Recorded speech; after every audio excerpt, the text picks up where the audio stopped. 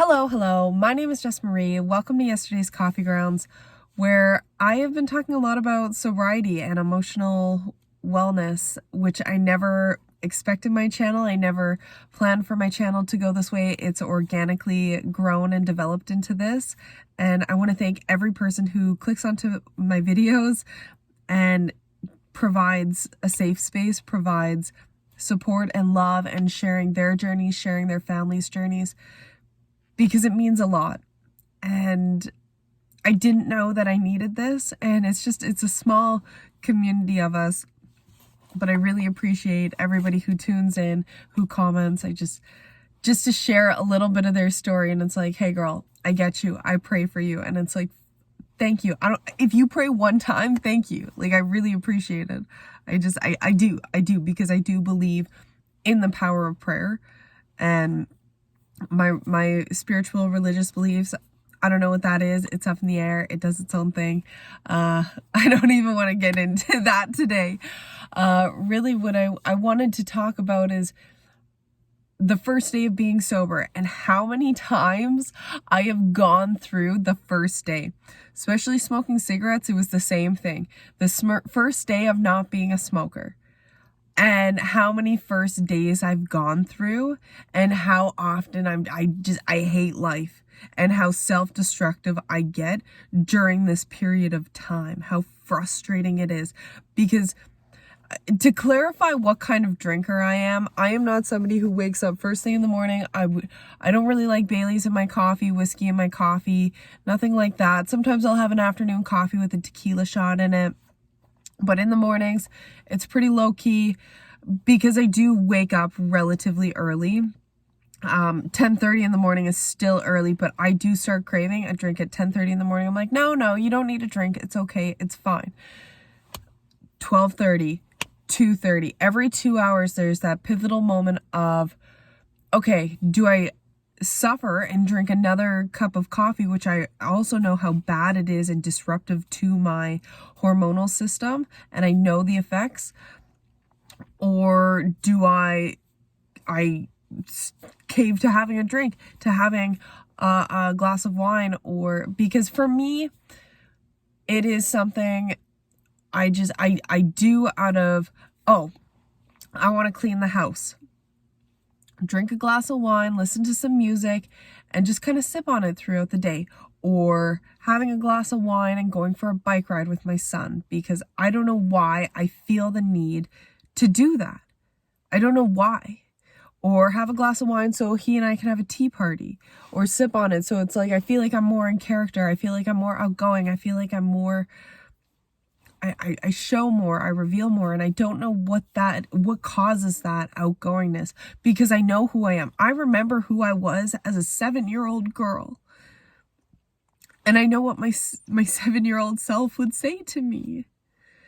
And as much as I think back to that 7-year-old girl and I hug her, I hope that she would come to me and hug me and love me and just say, it's okay, you can just be yourself.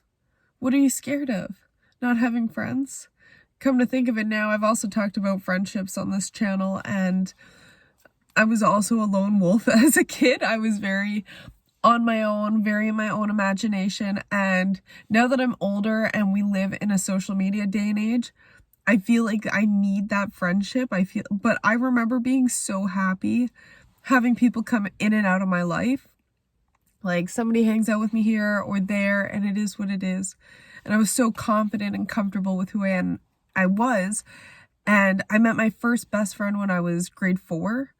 And for 2 years, she was my best friend. And it was the best to have somebody who would hang outside and climb the trees and be muddy and play imagination in the tree fort and all these different things. That was amazing, that I didn't have with any other kids. It was amazing.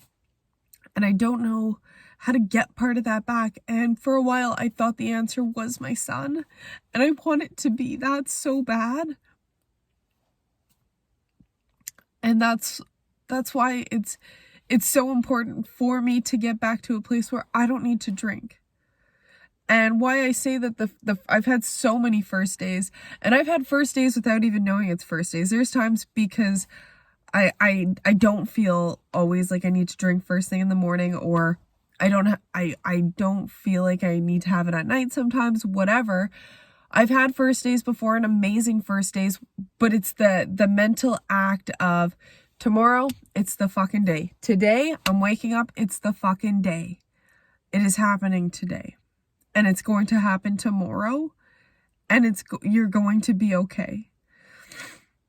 And I think just that mental note of, okay, it's happening, just that resistance, that mental resistance of, that anger, you know what I mean? Like, do not, just, it's okay. You can have a glass of bubbles, and it's like, just get a little bottle, a single little bottle. And it's like, no, you can save that $7 and go for a hot chocolate with your son.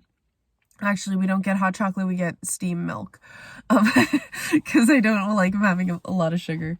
And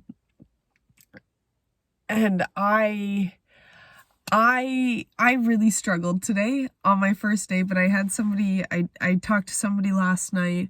It was because I work at a liquor store, and I talked to somebody, and I was like, you know what, I'm having a really tough time with alcohol. And he's like, why do you drink?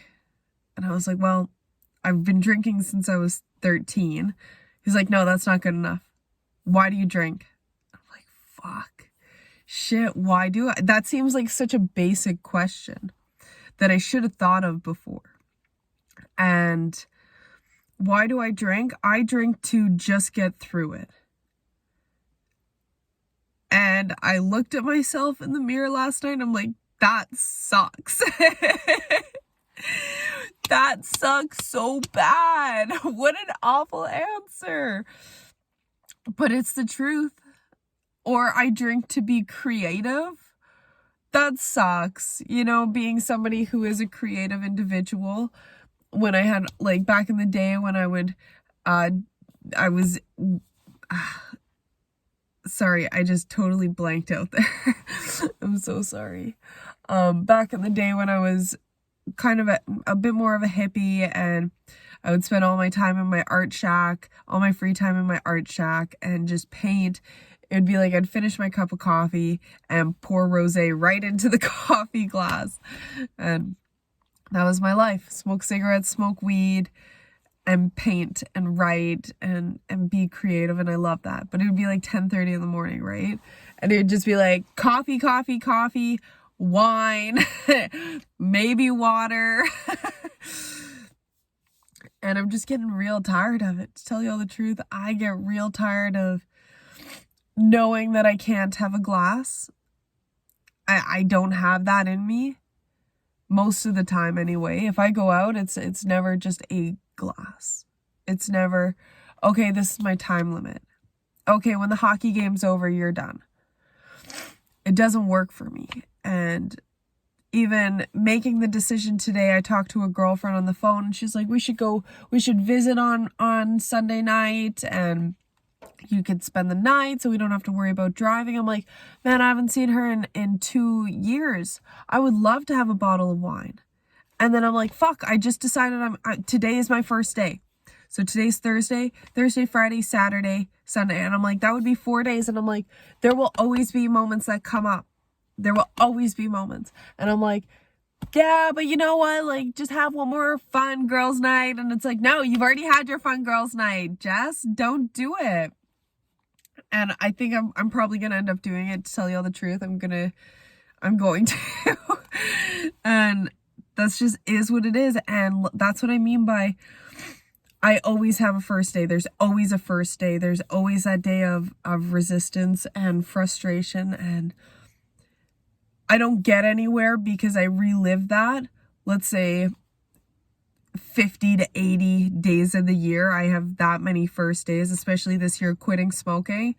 Let's say I've had 80 first days of quitting smoking or quitting alcohol, and then halfway through the day, 8:30 at night, and it's like, fuck, I just wasted a whole day being angry because I caved in to the addiction, to the demon that is fucking nicotine and fucking alcohol.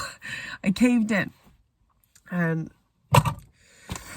I don't know, I hate the first day. I don't care what anyone says about the third day. Once you get to the third day, it's better. No, I have not smoked cigarettes. I've had actually one cigarette since I stopped in August, September, October, November, December. So 5 months I've had one cigarette. I'm really proud of that it was only just one. I'm like, I still want to smoke. Obviously, because of that one cigarette was in the last month, right? So, last 2 weeks, right? And it was because I was drinking. So, I don't know. I'm stuffed up. Even though I'm sick, I'm still being an idiot. And I haven't drank today, but I drank last night. I drank the night before. And I just... bozo. Fucking bozo. And it's okay. I love myself. I'm doing okay. It's okay. I recognize there's always going to be something that comes up. And once again, I thank y'all for your support. Thank you. I don't know how to end this because I just called myself awful names. I called myself a bozo, okay? Awful names. Okay. All right. I'm going to head out. I'm going to go... I'm already in my comfy clothes, but I'm going to go cleanse the nasal sinus cavity. Okay. Bye.